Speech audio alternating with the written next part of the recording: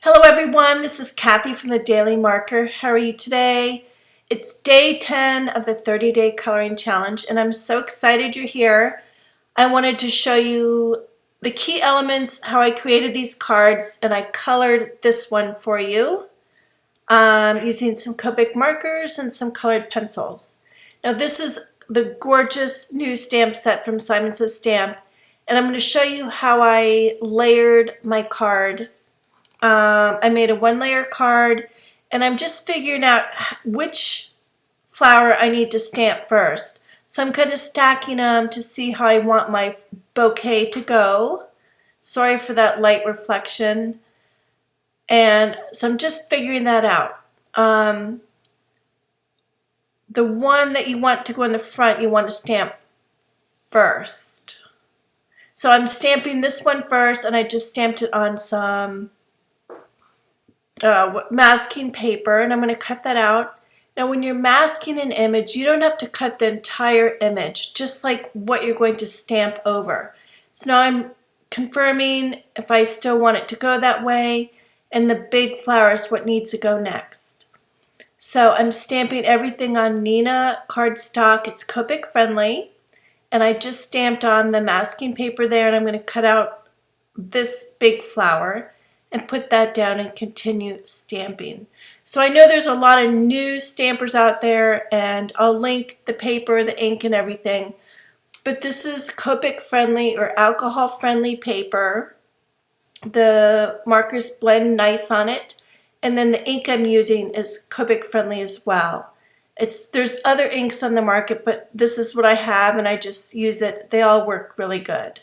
So I've stamped that daisy, and I'm masking that off.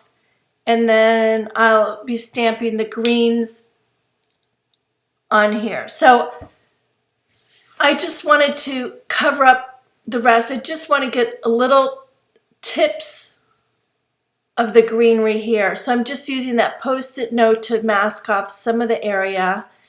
And now I'm lifting the full reveal, lifting up off the masking paper. Yes, I can talk. Okay, so now I'm just drawing, I'm just carrying those lines down. It doesn't have to be fancy, and you'll even see me mess up. But I just wanted a bouquet. I love making bouquets on my cards. I've done it a lot in the past. So I grabbed a thicker Sharpie here. I needed more visual lines, and that line on the left I'm going to end up cutting out. I was going to see, I'm connecting it there. I need them to come together more. Actually, if these were even longer, it would be better. I didn't think this out too much. Of course I never do. Now I want to stamp another flower over the large one, so I put the masking paper back on there. And now I've picked up a light color of purple, and I'm just putting a base coat on there. It's no fancy coloring, nothing. Now I'm picking up a darker purple, and I'm starting at the bottom line, and I have a relaxed hand. I'm just kind of flicking, sweeping that color up into the center of the image. Now I thought it'd be kind of fun to make the inside of these blooms red. So I'm just kind of experimenting and just kind of going with it. And now I've picked up my darker purple again and just adding a little bit more. For you beginner colorers, coloring with markers, it's a lot of experimentation and just layering colors on top of other colors. And then I picked up my light color here, and I'm just kind of blending out the medium and darker colors. So the best thing to do is just to pick up your markers and experiment and have a relaxed mind and not worry too much. Now I've picked up a blue, and I'm kind of just focusing the tip of my blue marker on the left side of all the flowers. I kind of always want what I call a sweet spot on the blooms, a lighter area or a whiter area. And I kind of don't have one. So I'm using this light color to push some of that other color out on the right side of all these petals and just kind of pushing some of that color out. Now I'm fussing because I guess I don't like this. So I've picked up RV10 and now I'm just adding, I always like to go back and add a darker color in the nooks and crannies. Just a very tiny little line. And now I have the Zero colorless blender and it's like an eraser. I'm just pushing some of the color out of the lines that went outside my image. Now I'm doing the same thing on this little daisy. I started with a light yellow and now I'm bringing a darker color in and then I'm blending those two colors out again. So while I have the RV10 and I'm just going around the image here, starting at the top of the petal and bringing the color down. So while I do this, put this first layer on this big flower, I want to talk about this marker for a minute. Excuse me. So, well, now I didn't talk fast enough. I picked up a medium color and I'm just kind of drawing like a W on each petal, an upside down W. So I'm just moving around the image, doing an upside down W on each of the petals, and then I'll blend that out a little bit. Now, some of you watched another one of my videos and the RV10 just went bloop all over my, well, not all over, but was it that color? Anyway. And some of you were kind enough to leave me a note and say, if you're on an airplane or whatever, you have to, I overfilled it. Sometimes if you go on an airplane, it needs to be pressurized. So you open up both ends and take that pressure out. I travel all the time with my markers and it doesn't happen very much to me. It has happened, but it's not often. But in this case, on this particular marker, what I think happened was I might have jammed the tip in too much or something because it leaked for after I let the air come out or whatever, and after I used a Kleenex to absorb some of the color. So anyway, I just thought you guys might want an update on that marker, that marker tip. Okay, so now I've picked up a peach color. I love to mix like a peachy, orangey in with my pinks. So I'm taking that, it's kind of a light peach, and I'm walking right on top of those pink lines that I made. So I'm kind of doing the upside down W, but I'm just making it a little thicker and going over those petals. I'm trying to leave some white on this large flower. I'm trying to keep a sweet spot. Now I'm going back and adding a little bit more color just like in the tip of the W, like in the middle of that W on each little petal. So we all have to remember, I don't know, you guys are probably the same way, but sometimes I start coloring an image and I don't like it till the end. So I feel like you just have to work it. Now, I'm not going to show you how I colored all these things, the fronds or the leaves.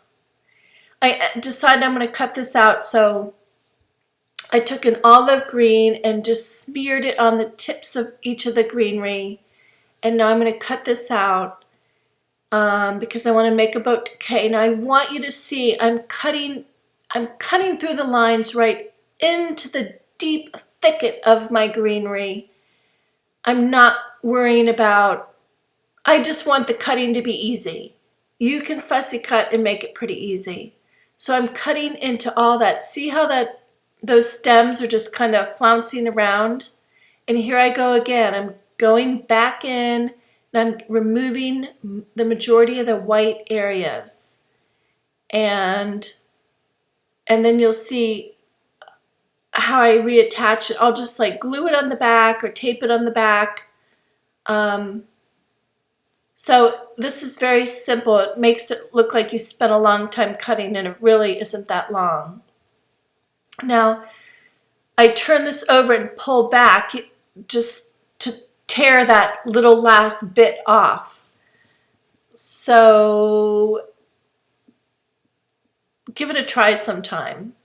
But I'm sure there's a die cut for this. I don't have it, and I enjoy doing this anyway. And it really doesn't take that long to cut out. Okay, so now I've grabbed some Distress ink in a dauber, and it's a green, and I'm just, as you can see, just moving on the tops of the petals, just getting a little bit more interest on the greenery. I'm going to put that away. I grabbed a little bit of brown, and I'm just working that on the tips, like kind of like they're dried out a little bit. Someone didn't give their bouquet some love and water it enough. So I'm just moving that around, and then there's a few little white areas that I'm not going to attempt to cut out, and I'll take a marker and just color those. But first I want to remove this. I love the stamping pad, and I want to save this, so I'm just going to fold it up and then work on top of this. So there's a few little white areas. I'll color those in later, but I just felt like I needed more on this. I need to learn to walk away, but it's always fun to learn other techniques. So I grabbed a Prisma colored pencil and I sharpened it, and now I'm just accentuating the W. I'm going back with this colored pencil and just adding some little dots and dashes and lines to enhance each petal a little bit more. So if you're not comfortable with markers, put down like your base layer or 2 layers, and then come back and just fine tune it with a colored pencil. So you can see I'm just moving around this image, focusing on that center of each petal. And it's really simple. You just got to try it. Just trust yourself. Now, I'm one of those people, I feel like people are more comfortable coloring if, when you're cooking in the kitchen, you don't follow a recipe. I think, tell me if this is true, but if you follow a recipe, I think you're harder on yourself. And if you can just wing it and not follow a recipe exactly, I think you're like, what the heck? I'm going to try this. I'm not going to worry about it. So I'm just thinking about my sister and some other people I know and their coloring habits. And so just, try and start a new trend with yourself, and just try to get out of your head and not think about it too much. Just put on some music, get a glass of wine or some coffee or a special fruit smoothie or drink or some chocolate covered almonds, and just have a little fun. Now I've got that kind of a coral red, and I'm just focusing on the right side of each of these petals. Don't ask me why. Okay, so now I've picked up my white gel pen. I always warm it up on my finger. You can see on my left hand, on my pointer finger, there I go again. This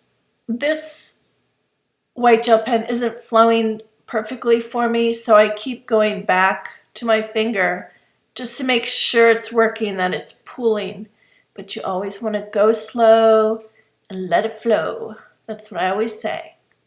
Now I'm just adding some white details to these flowers that got a little bit of dark, and you guys know I love to add white to everything anyway. So as it turns out, this is kind of a half bouquet. I hope, usually I have more stems at the bottom, and I thought rather than doing a bow, I would just tie all these in little funky knots and just kind of like have a spray of twine. I colored all these twine 3 different colors, like a red, a orange, and a purple. Doesn't really come through in the video. So I'm just futzing around here, just going for a different look, trying something different. I hope you guys like it. Now there's one of the stems, remember I cut through them, so I'm just adding a little bit of glossy accents to the back. Now sometimes I'll grab a sliver of paper. Now I had a little piece of twine, so I glued that to the two pieces. You know, sometimes it just needs a little more something to attach it. So, sorry. Okay, so I embossed the love sentiment and cut a banner. And then I just tucked that banner in there. Now on my second card, it's a much simpler card, but there's some special highlights I just wanted to share with you. So I have some painter's tape here, and I just placed it down on my paper, and I have some distress ink here, and I just want to make the background interesting. I don't want to spend a lot of time. I want it simple, but I want it to stand out. I've done this before, it's fun, so I thought I'd share it again. So I just lay down the strips of painter's tape.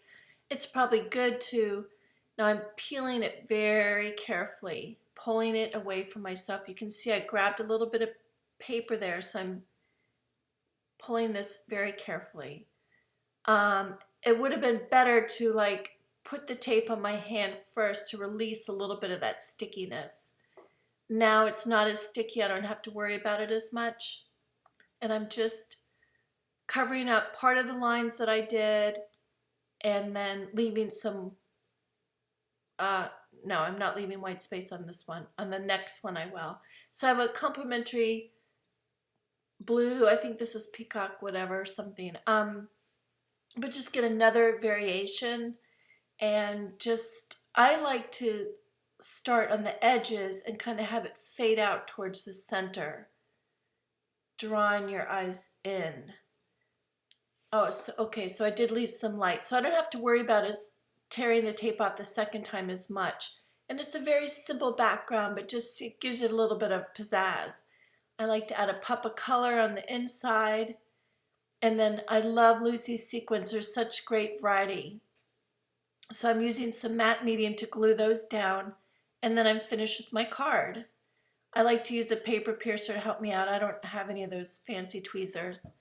Now I want to show you how fast I quote unquote colored these blooms. These are in the same stamp set. And I'm just putting down a first layer of color. This is the sponge dauber that's on my finger. And I just washed it over all the petals, and then I drew stems. Now I'm cutting them out, and I always take a memento marker on the sides to cover up any white line. Now I'm using some post-it note paper that I cut down because I want to put a second color on here. So I have a new color on my dauber. I'm dipping it into my ink, and you can see that it's adding shading without any fuss nor muss on my petals. So I just masked off that other petal towards the front, and now I have a third color, and I'm just kind of wiping that on the very little tips of the flower just to let it pop a little bit more. So you can color and you can blend without markers. There's so many other different ways. And on day one, I showed how I colored with Sharpie markers. So there's so many different coloring options. And that's really what the coloring challenge is all about. But there's more information on my blog I can link you to if you haven't heard of it. Now I've picked up my white marker again, and I'm adding some white lines to each petal. I'm going slow, I'm giving it time to flow, and I'm going to do this on each little floret that I created. And I use the white for the centers of the flowers as well. And then I'm just going to put them all together, tie them with the bow. I colored some twine for this, and I'm going to make a bouquet, a blank card. We always need blank cards, so there'll be no sentiment. It'll just be a simple blank card. Thank you so much for watching. Here's both of the cards. For the second card, I created this background the exact same way, except I left more white area. and that's it. So lots more information on my blog, TheDailyMarker.com. And thank you so much for watching. Have a great day and see you tomorrow.